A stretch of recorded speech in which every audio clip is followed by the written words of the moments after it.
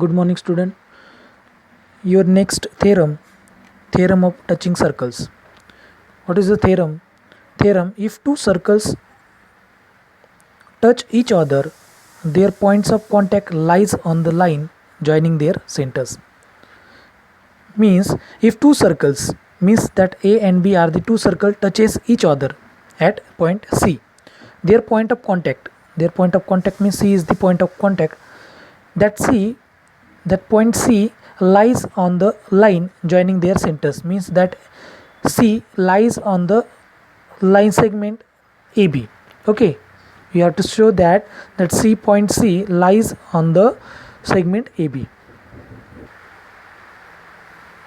So here given that C is the point of contact of the two circles with centers A and B, means here that C is the point of contact of the two circles with center A and B.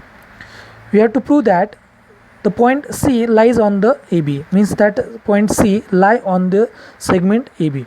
Let line L be the common tangent passing through C, means the line L is the common tangent passing through a point C of the two touching circles. Okay, means A and B are the two touching circles, and that line L is the common tangent passing through the a unique point, and which is a C. It means that line L perpendicular to AC, that line L perpendicular to AC. Okay, that line L perpendicular to the segment AC, and line L perpendicular to segment BC.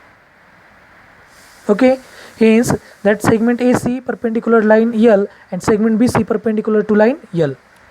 It means that C is the common vertex of the segment.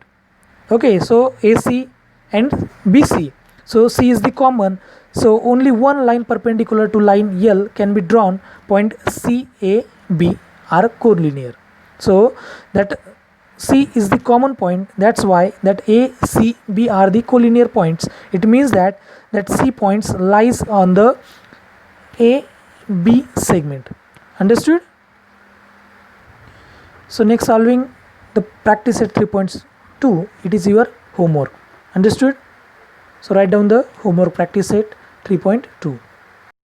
And the arc of a circle. So here, observing this figure, that C is the center of the circle, AB is the chord, but that K is the secant of the circle. Okay, that secant passing through the A and B points of the circle. Okay, so secant divides a circle into two parts. That K is the secant. That K is the secant, which is divide the circle into two parts. Which one? A, Y, B is the first part. That A, Y, B is the first part, and another one A, X, B is the second part.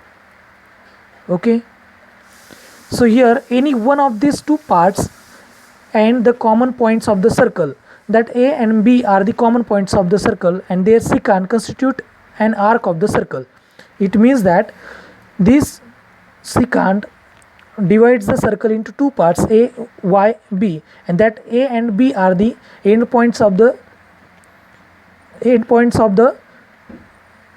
arc, and that Y is the lie on the arc. That means that arc A, Y, B, it means A, Y, B, and arc A, X, B are the two arcs, which is also arcs.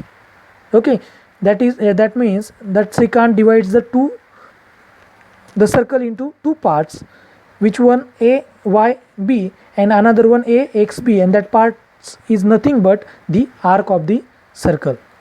Understood? Observing this figure, A, Y, B is the major or minor part.